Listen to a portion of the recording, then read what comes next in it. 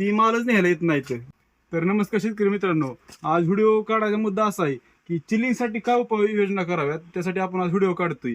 आता पहिली उपाययोजना तुम्हाला सांगतो. कधी पण आपल्या केळीच्या प्लॉटला पाणी सोडताना आपल्याला पहाटे पाणी सोडायचंय आणि पाणी जास्त द्यायचं नाही, मापात द्यायचंय. रानाला बगळी जास्त पडून द्यायचं नाही तर, आणि होईन एवढं पाणी पहाटे सोडायचं. दुसरी गोष्ट, शेतकरी काय करतात आहेत, मच्छर होतात म्हणून ही पाला कापतात इथं. आता मी पाला कापलेला आहे कारण की माझा प्लॉट एवढ्या एक 4-5 प्लॉट मला कटिंग चालू होणार म्हणून मी पाला कापलाय. पण तुम्ही कापू नका. जर तुमचा प्लॉटला जर एक महिनाभर टाइम असेल तर तुम्ही प्लॉट अजिबात म्हणजे पाला अजिबात कापू नका. पाला असाच बुडाला असं झाकून राहायला पाहिजे. ह्याने होतं काय की आपल्या केळीच्या बुडाला थंडी लागत नाही आणि बगळी कापडून द्यायच्या नाहीत.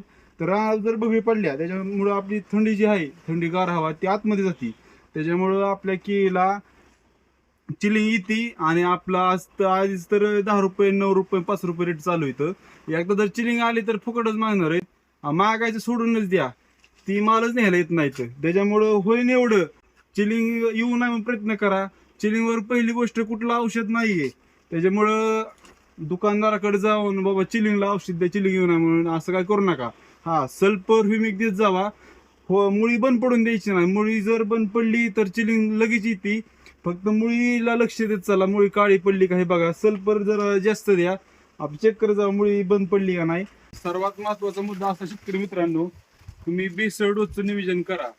बेसळ डोसने काय होतं की कंटिन्यू खाद्य मिळतं आणि चिलिंगला जरा फरक पडतो. बेसळ डोस नक्की भरा, माल पण फुगायला मदत होती आणि मुळी शक्यतो बंद पडत नाही. 5 किलोने 2 किलोने काय फरक पडत नाही.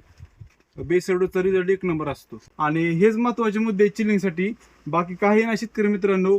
आणि आपल्या प्लॉटला होईन एवढं ओढून आणायचा प्रयत्न करा. आता जे येण चालू आहे किंवा येण होती त्यांनी फाण्यांची संख्या कमी ठेवा, म्हणजे आपला माल लवकर फुगल आणि चिलिंग आपल्याला येणार नाही.